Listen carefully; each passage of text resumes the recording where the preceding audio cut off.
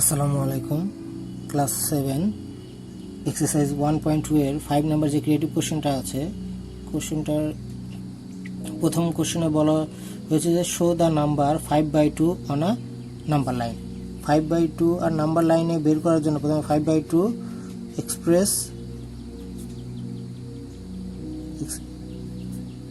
Express in decimal fraction. আমরা যদি 5/2 আমরা ডেসিমাল ফ্র্যাকশনে প্রকাশ করি তাহলে কত আসে একটু দেখি। 2/5 যদি করি তাহলে 2 2 * 4 1, ডেসিমাল দিলে 0, 5 2 * 10। এখন এটাকে আমরা কি করব, নাম্বার লাইনে নেব। নাম্বার লাইনে নেওয়ার জন্য ফার্স্ট আমরা কি করব, একটা লাইন টানবো। টানার পরে এখানে আমরা যদি 0 ধরি, 0 পরে ছোট ছোট কয়েকটা দাগ দেবো, 1 2 3 4 5। এটাকে ধরলাম 1 1 2 3 4, এটাকে ধরলাম 2 1 2 3 4, এটাকে ধরলাম হচ্ছে 3, এটাকে ধরি 0.5, এটাকে 0.5, এটাকে যদি 1, এটা হচ্ছে 1.5 1 2 3 4, এটা হচ্ছে 2 ধরি 1 2 3 4, এটা ধরলাম হচ্ছে তোমার 2.5 1 2 3 4, এটা ধরলাম হচ্ছে 3। তাহলে এটা হচ্ছে 1, তাহলে 0.5 1, এটা হলো 1.5 2। এখন আমরা প্রতি ঘর যদি পর্যন্ত ধরি তাহলে আমাদের এখান থেকে এই পর্যন্ত আমরা যদি মার্ক করে দিই তাহলে এটা হচ্ছে আমাদের 2.5 হয়ে যাবে। ঠিক আছে, আশা করি বুঝতে পেরেছো। কোনো কোশ্চেন থাকলে আমাকে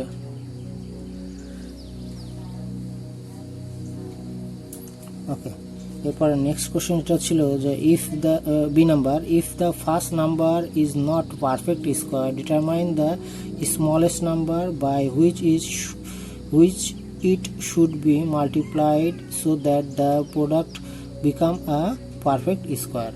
আচ্ছা, এখানে আমাদের এটা এ বি নাম্বারে ছিল আমাদের দুইটা পয়েন্ট, একটা হচ্ছে 384। ঠিক আছে, 384 কে আমরা প্রথমে 2 দিয়ে ডিভিশন যদি করি তাহলে কি আসে দেখি।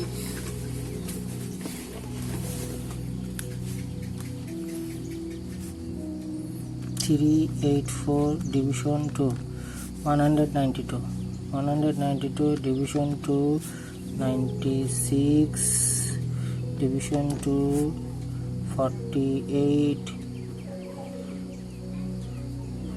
2 দিয়ে 24, 2 দিয়ে করলে 12, 2 দিয়ে করলে 6, 2 দিয়ে করলে 3। এখন দেখো তো এখানে কয়টা পেয়ার আছে, এখানে পেয়ার আছে হচ্ছে 1 2 2 ইন্টু 2, এখানে দুইটা 1 2 3 4 5 6 7, 1 2 3 4 5 6 7 গুণন 3। এখানে দেখো 1 জোড়া 2 জোড়া 3 জোড়া, বা 2 আর 2 আর 3 এই দুইটা কি সবগুলো এই একটা দুইটা তিনটা জোড়া সহ, আর এই 2 আর 3টা কি জোড়াবেন। সো এর 2 and 3 has no pair, so the least number is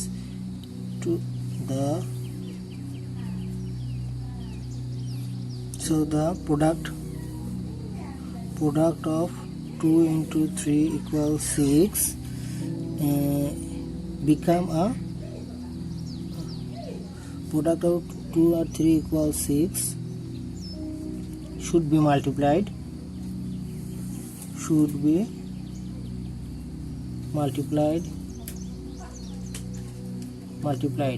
so that the perfect product become a perfect square.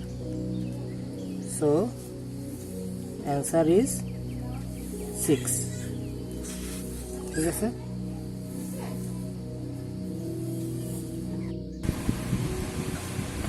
আমাদের সি নাম্বার ম্যাথটা হচ্ছে আমাদের যে 2187 ছিল, এটার যে পূর্ণবর্গ সংখ্যা না কি এটা প্রমাণ করতে বলছে। হ্যাঁ, এখন এটা পূর্ণবর্গ সংখ্যা কিনা বা এটার সাথে আমাদের কত যোগ করলে সংখ্যাটা পূর্ণবর্গ সংখ্যা হবে এটা বের করার জন্য প্রথমে আমাদের কী করতে হবে, এটাকে আগে আমাদের স্কোয়ার রুট করে নিতে হবে। তো স্কোয়ার রুট করতে হলে আমাদের যেখানে প্রথমে দুইটা যে জোড়া আছে দুইটা জোড়ার ভিতরে করতে হবে। তারপর 4 4 = 16 মাইনাস করলে হয় 5, তারপর পরের জোড়া নামাই দিলাম।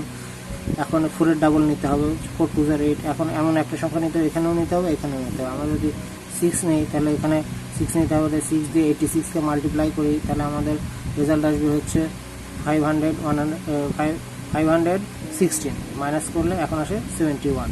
এখন এইটা করতেই থাকবে। এখন এই যে 46 এরপরে আর আমরা যাবো না। নেক্সট নাম্বার অফ 46 কত, next number of 46 equal 46 + 1 equal কি 47। এখন 47কে স্কোয়ার করবো আমরা।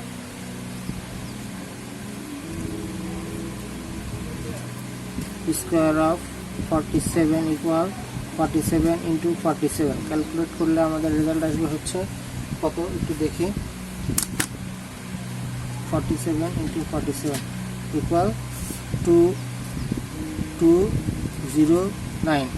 হ্যাঁ, এখন আমরা এই টোটাল নাম্বার থেকে যদি এটা বাদ দিই যে রেজাল্টটা পাওয়া যাবে সেটাই হবে কি আমাদের ওই নাম্বারটা আমাদের অ্যাড করতে হবে, তাহলে আমরা একটা পূর্ণবর্গ সংখ্যা পাবো। যা নাম্বার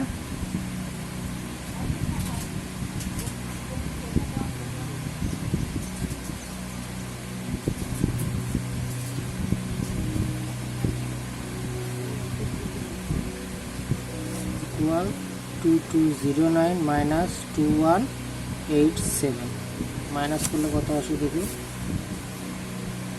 মাইনাস 2187 ইকুয়াল 22। এই 22ই হচ্ছে আমাদের রেজাল্ট অ্যান্সার।